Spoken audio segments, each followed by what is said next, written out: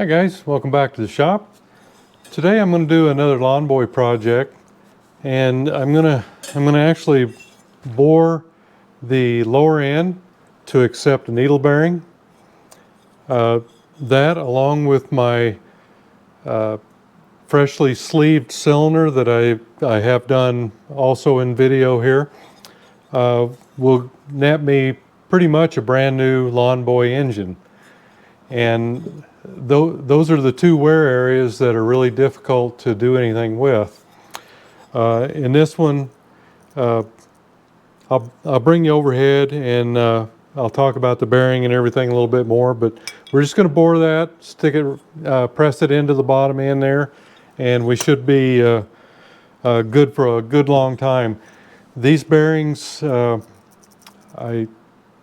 look up the number. I can't remember the exact number. It should be on here. SCE 1412. These are good to almost 13,000 RPM. They've got a good load factor, and it should be well superior to what we actually need for a 3600 RPM motor. Anyhow, let me get you overhead and I'll show you a little bit more.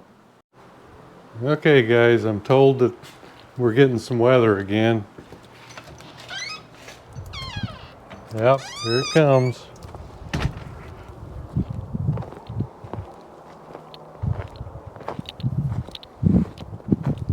Don't you just love it?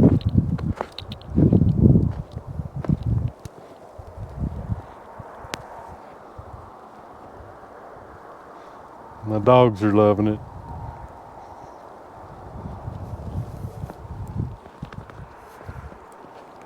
All right, let's get back in the warm shop and do some maintenance.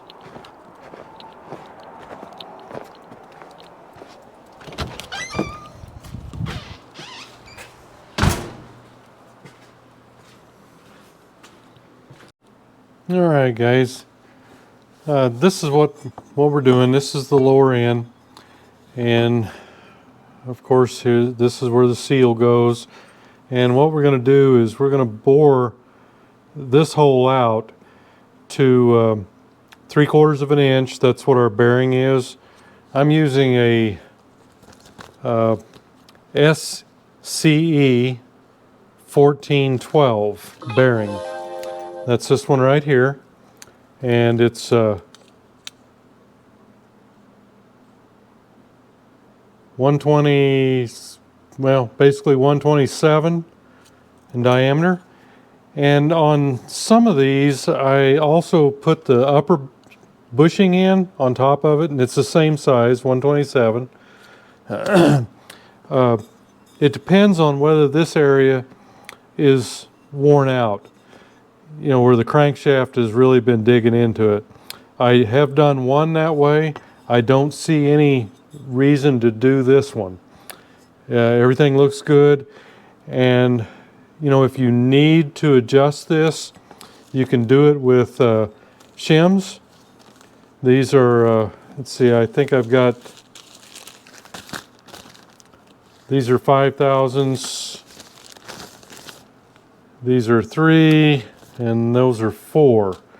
So they're just a shim that you can get, and there's like 5 in the pack here. They're stainless steel, 1 3/8 by 7/8. So the shaft is 7/8 and 1 3/8 is out here. So if you need to adjust that, you can do so with that. On this one, I'm just going to bore this to fit the bush, or to fit the bearing down to just above the holes, the oil holes.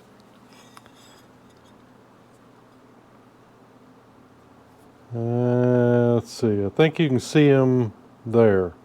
There's 2 holes there, and 3/4 of an inch will take us right down to the top of the first hole in this, the way we're looking at it. And you know, one reason I see to do it from the bottom instead of the top is because you're getting into a virgin area on your crankshaft that has never run in a bushing before. At least you have this much from here to here that's going to be basically brand new, unworn crankshaft. So it gives you some. So even if your crankshaft is worn above that, you will have some, I guess, tighter area between the bushing or the bearing and the crankshaft. So that's why I'm looking at, some people I think do them from the top. And like I said, I did one where I put the flanged bushing in, but it was just so worn out. It's just a lot more trouble to do them both. Even though they are the same size, you've got to make sure you're lined up, otherwise you can be kind of off and everything will, you know, I think with these it's not really an issue, but you know, you've got to deal with your oil holes and all that stuff. So this way I think is the simplest. We just go in from the bottom and leave us 2/1000 interference fit, and we'll be good to go. And that way we can, you know, even if you have to, you can leave it stick out of here just a little bit, and your seal will still go in there. Here's the seal. It needs most of that area, but there's a little bit there that we can leave it stick out if we need to. But that's what we're going to do. I'm going to set it up in the Bridgeport, and we're going to do the boring with boring head and try to leave the clearance so that we can, so we have an interference fit. 2/1000 is what I think we need on that. All right. All right, guys, on this, we got to be careful because this is machined right here. Everything over here is flat, but you go over here and you can see here it's not from here to here. So we've got to put this up on some parallels, otherwise we'll be doing this crooked. So we've got to set one right about there and the other one right about here. I've already stoned my table, and it's basically flat enough for this.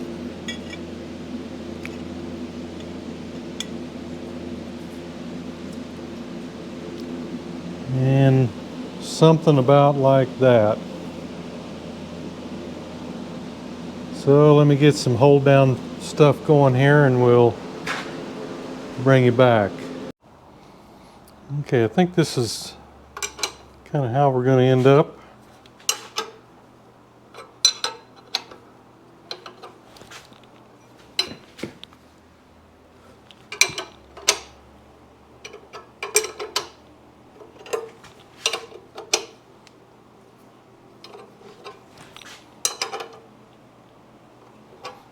Okay, looks like we're like we should be, I think. What I'm going to do is I'm going to indicate the top here where the seal goes in, and then the inside too. But I want to indicate the top just to make sure that we're not left and right, forward or aft. All right, let's take a look at this. I think that's pretty close. We're zeroed out there. Let's move around to the right side.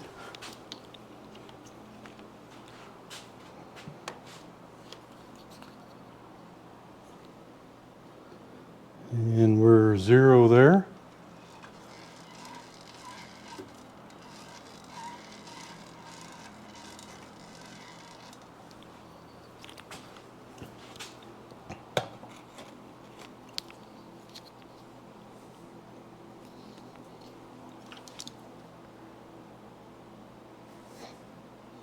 I believe you can see that.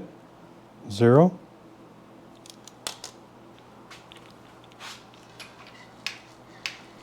And on around to the left.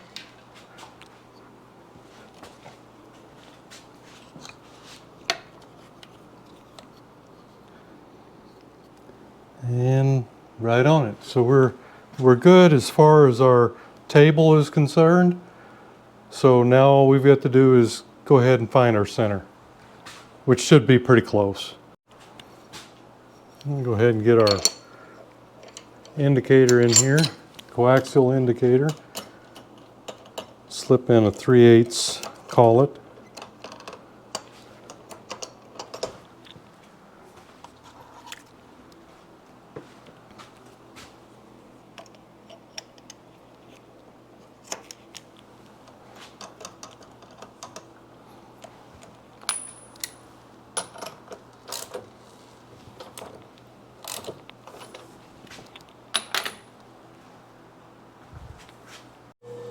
Okay, we got this pretty close, I think. So I'm going to go ahead and put it under power. It's within half of a meters there. So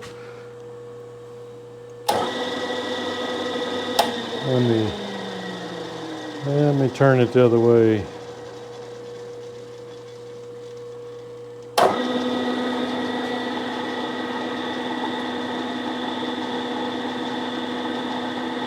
That's worse. A little better.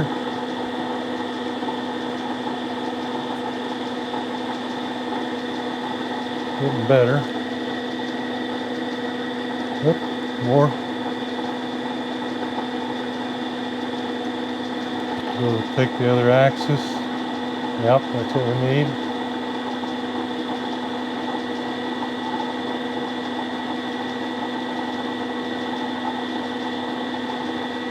That's pretty good.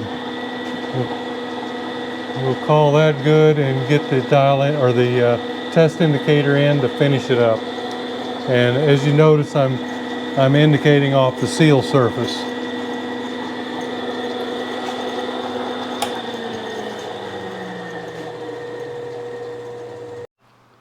Okay guys, now we're trying to get this lined up, and I'm zeroed out here on the front. Now this bore is kind of rough because it's the seal bore, so I'm lining up at each 90 degrees.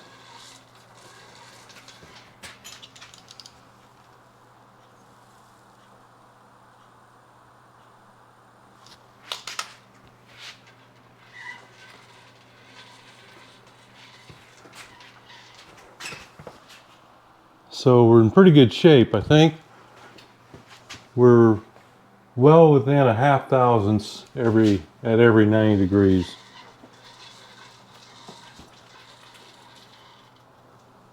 So I think we'll go with that. I've got my table and my slide locked down, and got my DRO zeroed out. Of course, the Z-axis will come up and down. It'll move as I raise and lower to put the boring head in or to lower it down to measure. But these two should stay rock solid. That's what we want.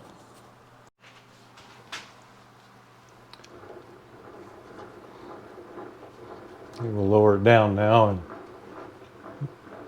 get the test indicator off, get the boring head in.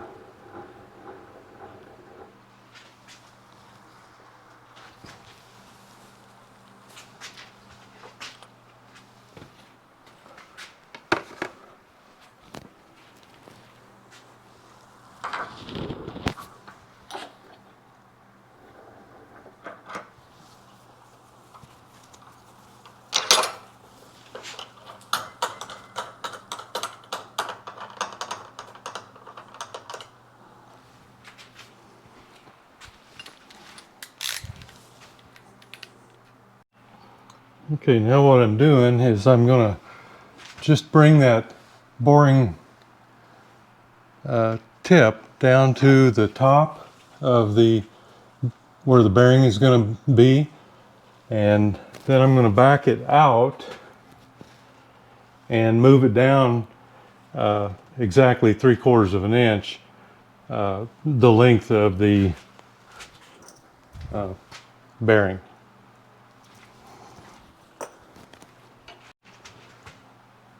I'll just back that out enough that I can get down past that bushing, because part of that bushing will be cut out.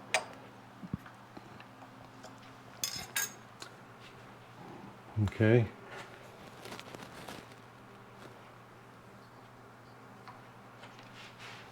And I'm going to zero out my DRO. And I'm going to set you down here. And then we're going to raise it, the table, 3/4 of an inch.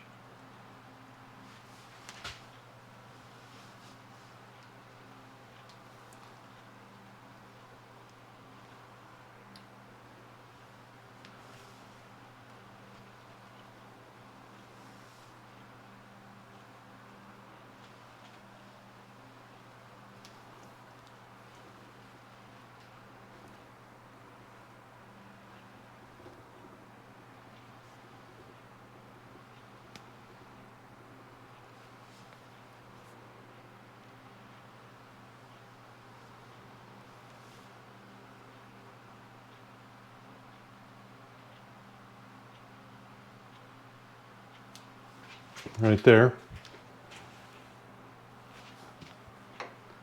And I'm going to set my, I'm going to zero out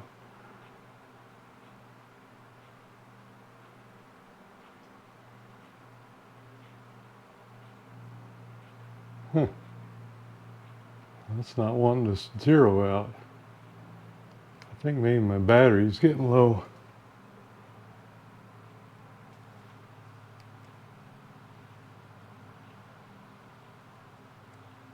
I think that on button was stuck down. There we go. Okay, now I'm zeroed out. So when I'm doing the boring, I'll know to stop at 0 on there. This one up here will change depending on whether I move it in and out, but we should be able to go by it also because it was zeroed out before we started. Okay, I think we're ready to take our first cut. So let's see where we're at here.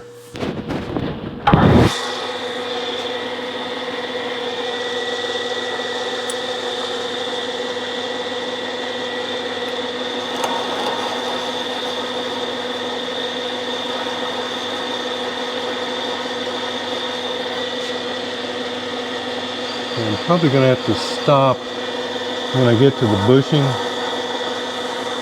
and then bring the bit out a little bit. I don't want to I'm not holding very much pressure on this because it will distort it. So I don't want to put a lot of pressure on the tool bit. So I'm going to stop right there.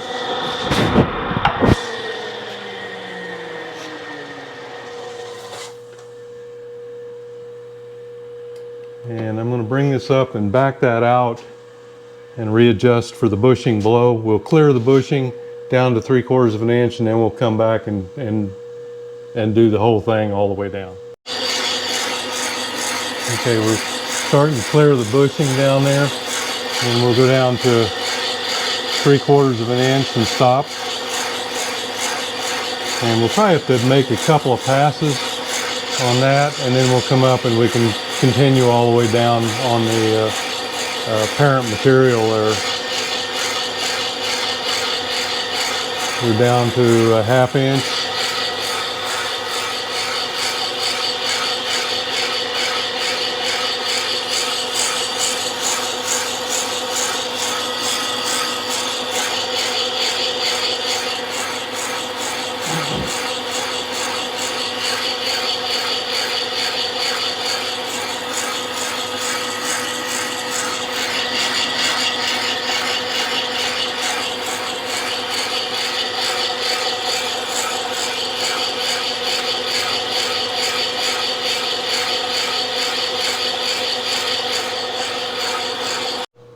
Okay, I've got that uniformly cut all the way down. I think you can see that.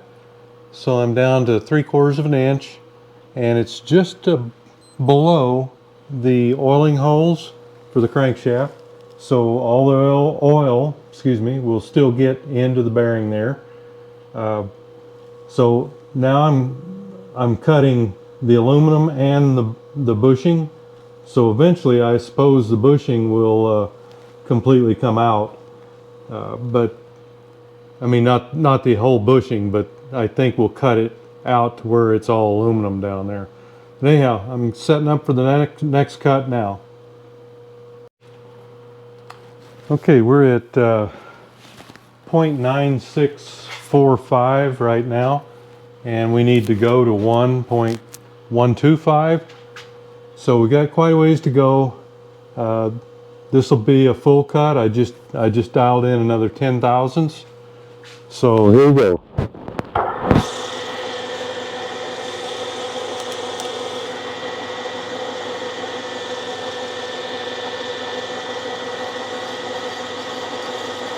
Starting the cut now.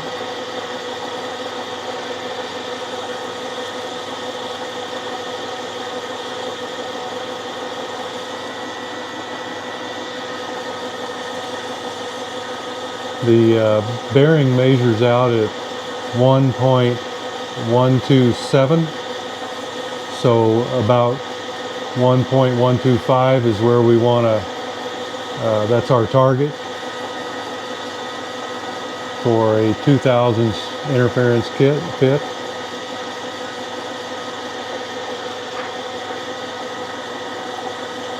This is going to take quite a while because I've got, I'm not going to get in a hurry, and like I said before, this has to be gently held in here. I don't have this tightened down very tight because it actually distorts the casting. So you've got to be careful when you're doing this. It's pretty thin stuff. So we're just taking a little at a time. Got all day. Couldn't make any money at it for sure, but just want to make sure it's good. Now we just hit the bushing. It's got a little different sound to it.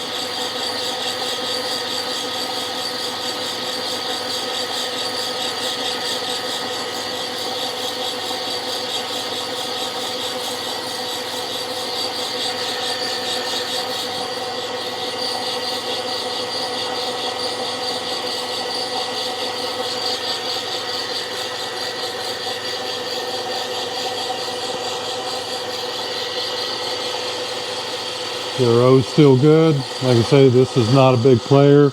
I don't want too much because I've got it set, my depth set here. So I don't want to exceed that, but a few 10 thousandths isn't going to matter. I'll just try to keep it as close to zero as I can.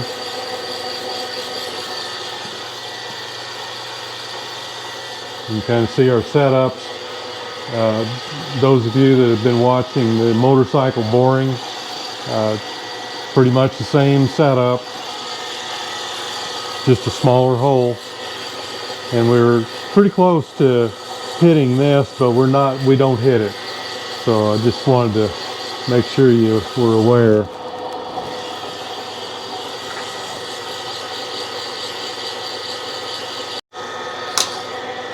Okay, the feed just shut off, and I've got that, so I finish it by hand down to the, I'm going in 0.758.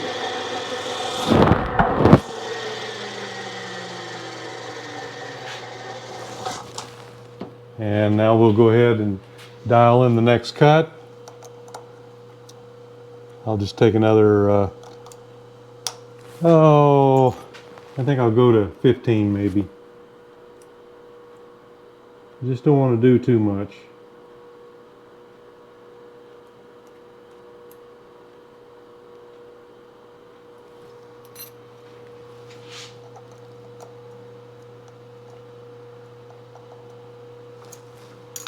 Okay, dialed in, here we go.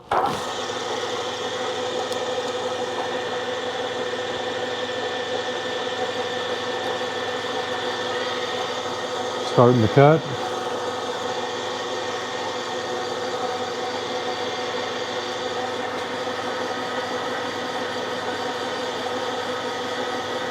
It's going to squawk a little heavier when it hits the bronze. That's just the way its bronze sounds when you're cutting it.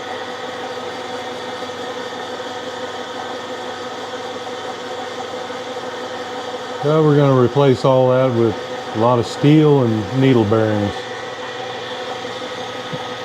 Should last a good long while. And the best part is we'll be able to keep our seal in, so it'll start first, second, third pull, something like that, and just give us all of the horsepower that we need through our mow.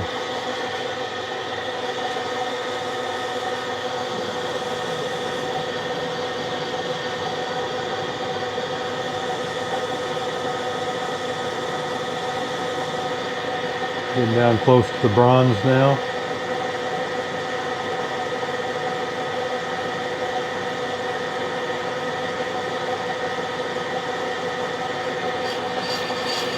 There she goes. Just a different sound.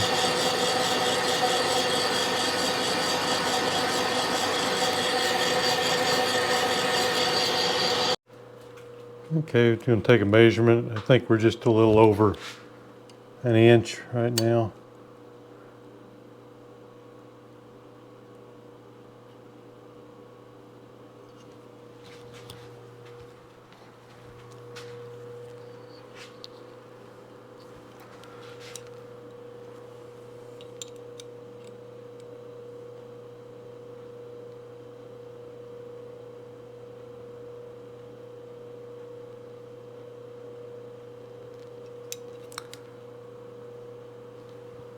Okay, we're at 1.019.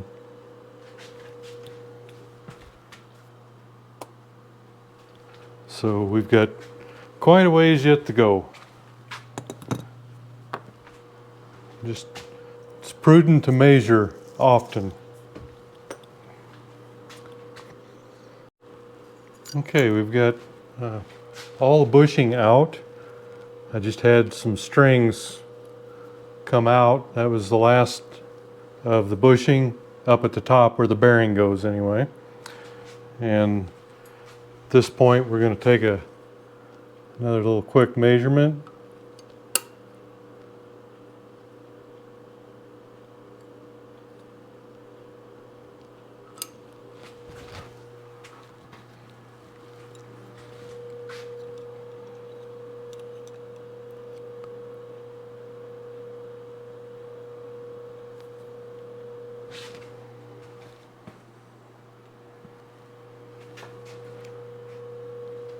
So at this point we're at 1.094. So we got about 31 thousandths yet to remove for our press fit size of 1.125. So let me get this back up here, and we'll dial in another 15. And then we should have just maybe 2 after that. I'll take probably a 10 and whatever the balance is after I measure again.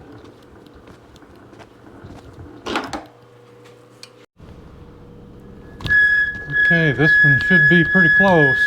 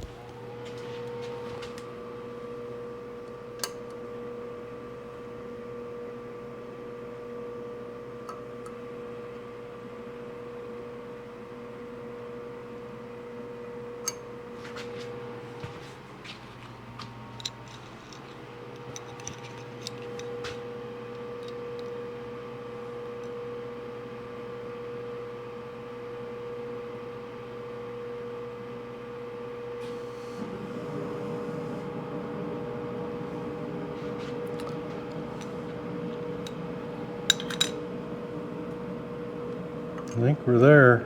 Take another one here.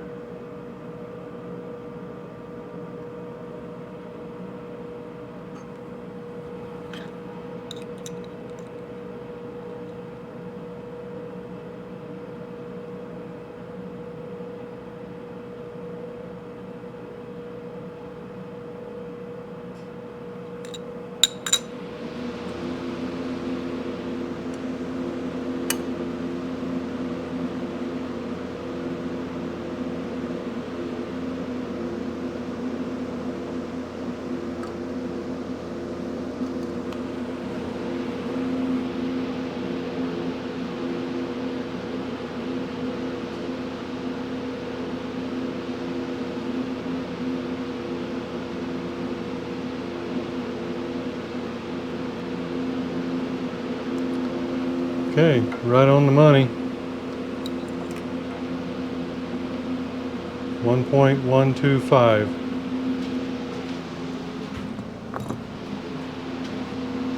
The bearing actually measures 1.274.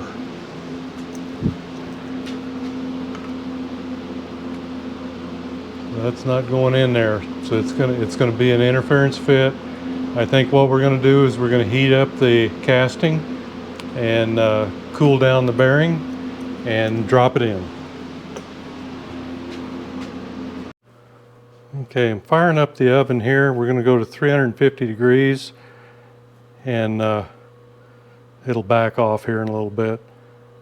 And we'll run that for probably an hour or so.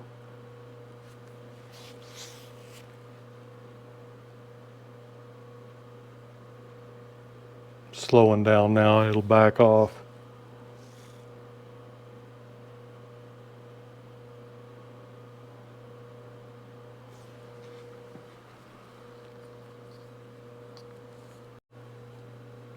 Okay, it's starting to back down now, and we're going to run it for 1 hour. That's a very thin casting, so that should be plenty of time to warm the whole thing up. At the same time, we're going to put the bearing in the snowbank. Okay, I'm just going to take the bearing, slip it in a plastic bag, and seal it up.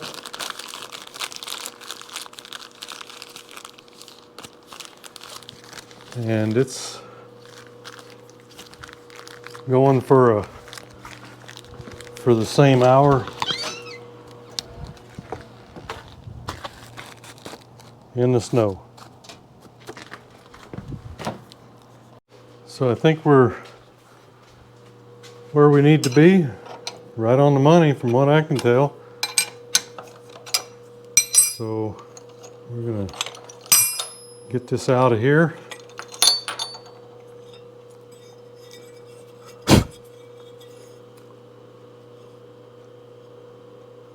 And we'll drop it hopefully right down to the brass part there. Okay, let me get this in the oven.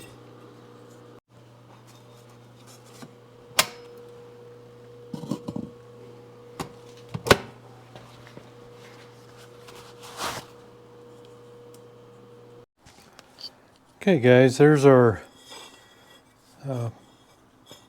finished bore, and everything looks like it ought to look, I guess.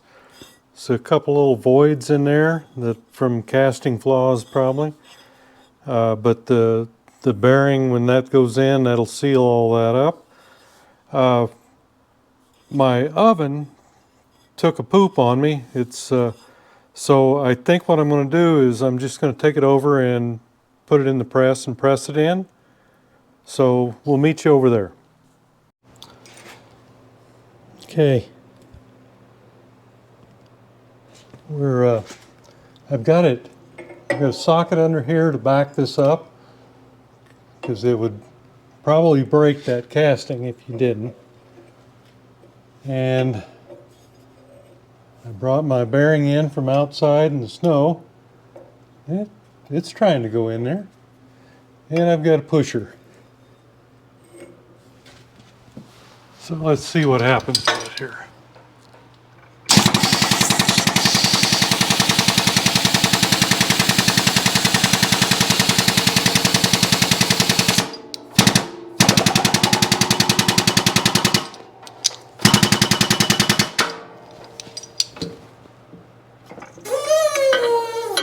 Just a little bit more.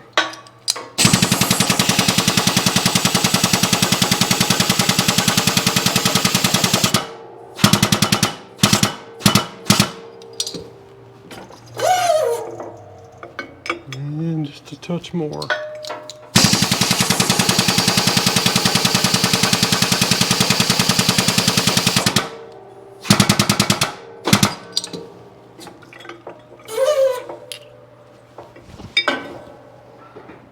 And I think that's good. Okay guys, here's our finished product. I think the heat would have done, I probably could have just dropped that in. It started in at the top, but I don't know, my oven quit working on me, so I just took it over to the press. It was a little bit warm, and of course the bearing itself was pretty cold after being in there almost 2 hours, I guess now, on the or in the snowbank. So this is what we did, and it fits in just below where the seal goes here, and you can see the leftovers of the brass bushing there. And I think, let's see,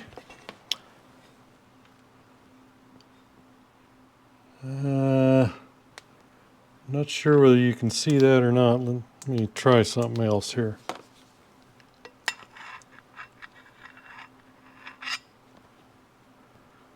Maybe that works. You can see that the let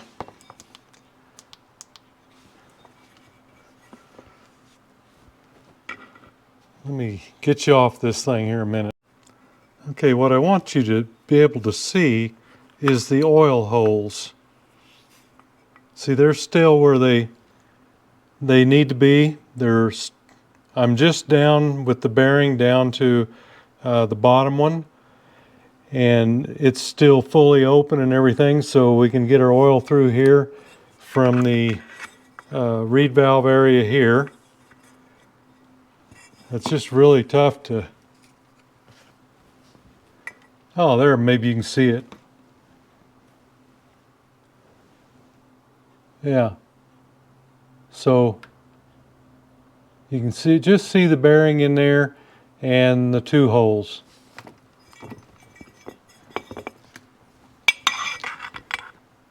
And there's the top again. So that will keep our lawn boy running, and it will it'll keep it from blowing seals out, and that way it'll start good for us and all that all the time. So this, along with our new sleeve and piston,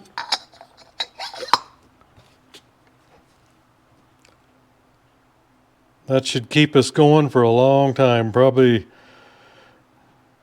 longer than I'll be around. So that's our modification. Okay, there you have it, guys. Installation of a bearing in the bottom of the Lawn Boy case.